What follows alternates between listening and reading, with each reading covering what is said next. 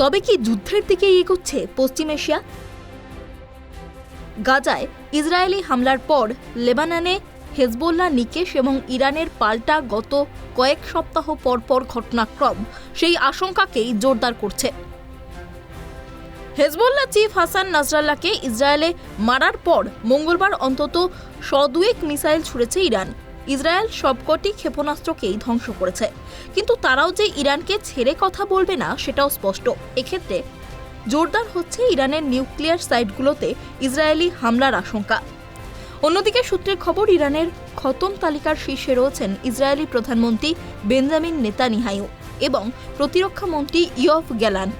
সেক্ষেত্রে @revenge is near বলে যে পোস্টার ইরান সোশ্যাল মিডিয়ায় ছড়াচ্ছে, তা যদি সত্যি কার্যকরের চেষ্টা হয় তবে তৃতীয় বিশ্বযুদ্ধ নিশ্চিত, এমনটাই মনে করছেন রাজনৈতিক বিশ্লেষকদের একাংশ। কিন্তু ইসরায়েল এবং আমেরিকার মতো শক্তিশালী জোটের বিরুদ্ধে অল আউট অ্যাটাকে নামার ঝুঁকি কি নেবে ইরান? উঠছে সেই প্রশ্ন। সব মিলিয়ে পশ্চিম এশিয়া এখন আলোচনা ও সংঘর্ষের কেন্দ্রবিন্দুতে। গত 27শে সেপ্টেম্বর বেইরুটে মাটির নিচের ব্যাংকার থাকা অবস্থায় ইসরায়েলি বোমার আঘাত প্রাণ কাড়ে হেজবোল্লাহ প্রধান নাসরাল্লাহর। তারপর থেকেই হেজবোল্লাহর পাল্টা অ্যাটাক এবং ইরান ইসরায়েলের সম্পর্ক একেবারে তলানিতে গিয়ে ঠেকেছে। এরই মধ্যে লেবাননের বিদেশমন্ত্রী আবদুল্লাহ বৌ হাবিব আবার মার্কিন চ্যানেলকে দেয়া এক সাক্ষাৎকারে দাবি করেছেন, হেজবোল্লাহ প্রধান নাসরাল্লাহ এবং ইসরায়েলি প্রধানমন্ত্রী বেঞ্জামিন নেতানিয়াহুর মধ্যে যুদ্ধবিরতির সমঝোতা হয়ে গিয়েছিল।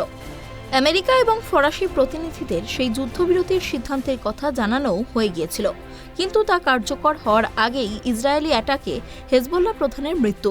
সেক্ষেত্রে প্রশ্ন উঠছে, যদি যুদ্ধবিরতির সিদ্ধান্ত হয়ে গিয়েছিল তাহলে কেন নাসরাল্লাহকে মারল নেতানিয়াহুর দেশ? সেই প্রসঙ্গই উঠে আসছে পশ্চিম এশিয়ার রাজনৈতিক সমীকরণ। গাজায় ইসরায়েলি হামলা শুরুর সময় থেকেই নেতানিয়াহুর দেশকে নরম গরমে ধমকাচ্ছে হেজবোল্লাহ। আচমকাই গাজা থেকে নজর সরিয়ে গত মাসের গোড়ার দিকে লেবাননে হেজবোল্লাহকে অ্যাটাক শুরু করে ইসরায়েল। সেক্ষেত্রে হেজবোল্লাহ যদি যুদ্ধবিরতি চুক্তিতে সম্মতি দেয়, সেটা তাদের ইউটার্ন হিসাবেই ধরা হবে। ফলে লেবাননের বিদেশমন্ত্রীর দাবির সত্যতা নিয়ে সংশয় প্রকাশ করেছেন বিশেষজ্ঞদের একাংশ। অন্যদিকে পশ্চিম এশিয়ার এই অশান্তিতে ইরানের ভূমিকা খুবই তাৎপর্যপূর্ণ। হেজবোল্লাহর মতো ইরানও গাজায় ইসরায়েলি আগ্রাসন নিয়ে তীব্র ক্ষোভ প্রকাশ করেছিল, কিন্তু গত 2 সপ্তাহে ইসরায়েলি কর্মকাণ্ড ইরানের পজিশনকে স্ট্র্যাটেজিক এবং নিরাপত্তার দিক থেকে বেশ নড়বড়ে করে দিয়েছে। কূটনৈতিক মহলের ব্যাখ্যা, নিজেদের সুরক্ষা বলয় তৈরি করতেই গাজায় হামাস, লেবাননে হেজবোল্লাহ এবং ইয়েমেনে হুথির মতো জঙ্গি গোষ্ঠীর নেটওয়ার্ক তৈরি করছে ইরান। কিন্তু ইসরায়েল যেভাবে প্রথমে হামাস, এখন হেজবোল্লাহ এবং পরবর্তীতে টার্গেট হিসেবে হুথিকে খতম করার মিশনে নেমেছে, তাতে ইরানের স্ট্র্যাটেজিক সুরক্ষা কবচ লুপ্তপ্রায়।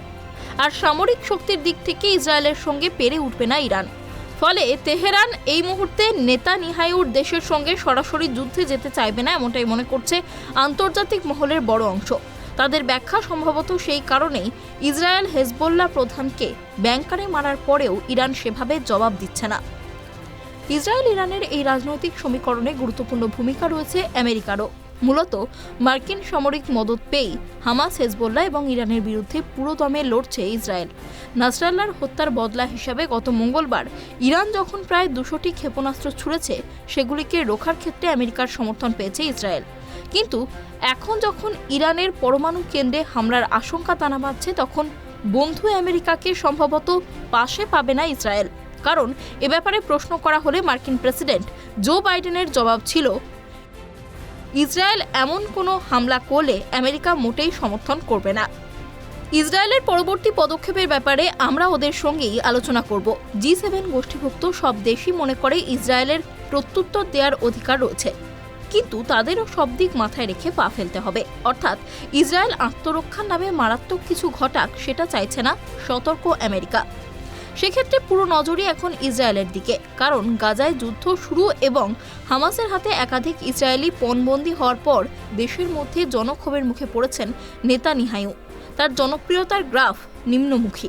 সেক্ষেত্রে হামাস, হেজবোল্লাহর পর ইসরায়েলের ডিফেন্স ফোর্স যদি ইরানের বিরুদ্ধেও বড় সাফল্য পায়, তা নেতানিয়াহুর হারানোর ভাবমূর্তি কিছুটা হলেও পুনরুদ্ধার করতে সক্ষম হবে। তবে কি আমেরিকার পূর্ণ সমর্থন ছাড়াই যুদ্ধের পথে এগোবে ইসরায়েল, নাকি জল মেপে বুঝে পা ফেলে যুদ্ধের সম্ভাবনা এড়িয়ে যাবে ইরান?